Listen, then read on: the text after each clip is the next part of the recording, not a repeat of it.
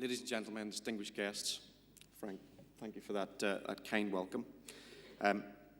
My name, as Frank has said, is Shane Carmichael. I have 3 reasons tonight for feeling particularly proud. The first is I'm a proud graduate of the University of Ulster, one of our many university sponsors. Second, I'm a proud employee of Accenture, who are tonight's event sponsor. But third, and most importantly, I'm also a proud graduate of the Washington Ireland Programme for Service and Leadership, class of 1997. And yes, Breeds, I was particularly uncivilized back then. I've been asked to say a few short words about this programme, what it gives its alumni and the influence it has had on us. I'm very happy and very proud to do so. Unfortunately, it's quite a challenging question to address in just a few short minutes. How do you sum up or categorise the experience of 350 very individual alumni, over 400 now, as Frank has said? And secondly, this programme has evolved so much from 1997 when I was on the programme. Now we have all the major universities in Ireland represented and some in the UK as well. We cover all aspects of service and leadership, not just conflict resolution. And as Frank has alluded to, we have a sister programme now in South Africa. All achievements, which this programme should be very proud.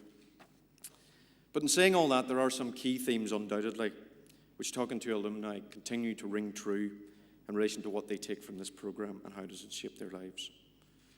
And what we take from the programme, first, exposure to true and very real examples of service and leadership, the 2 principles at the very heart of this programme, both at home and in DC. Learning. I think it was John F. Kennedy who said, leadership and learning are indispensable to one another. And as alumni of the Washington Ireland Programme, I think we can all testify that in the course of the programme, we learn about the principles of leadership in practice and in theory. Perspective. I think we gain a lot of perspective as participants in this programme. Perspective on the challenges facing the many different people who inhabit the island of Ireland. Perspective on their challenges.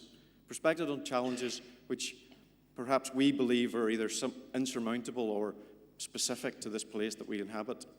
And actually, in most cases, they are neither insurmountable nor are they only to be found here. And I think that's both inspiring and reassuring.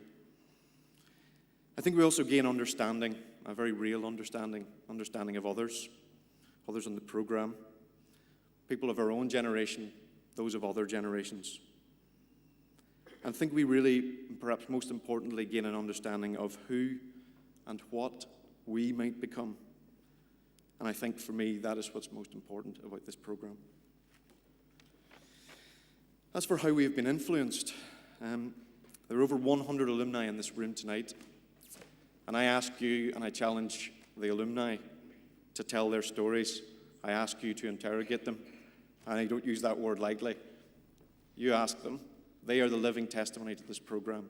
They should be able to tell you how it has influenced each and every one of them. You might ask Claire Walsh why South African Washington Ireland programme was so important to her, so important that she drove it from a vision to a reality. Or the class of 2007, and why they felt so driven to raise their own funding to go to New Orleans for 1 week and help the victims of Hurricane Katrina. Every member of the alumni has their story to tell. For me, it compelled me to find a way to build a career dedicated to the improvement of public services, and I found my home with Accenture, and I have been honoured and proud to work in public services in UK and Ireland for the last 10 years. When I think back to 1997, there's a picture. It's in the spare room of my rapidly depreciating flat in London. And it's a picture of an old man and a young man probably in the earliest chapters of his personal and professional development. An old man who, it turned out, was entering the last of his. It's in the National Press Club in Washington, DC. Our founder, Carol Wheeler, has kindly invited me to an event there.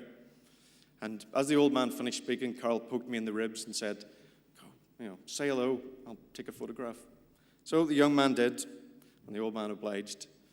And as the photograph was taken, he asked the young man, so who are you here with, what are you doing?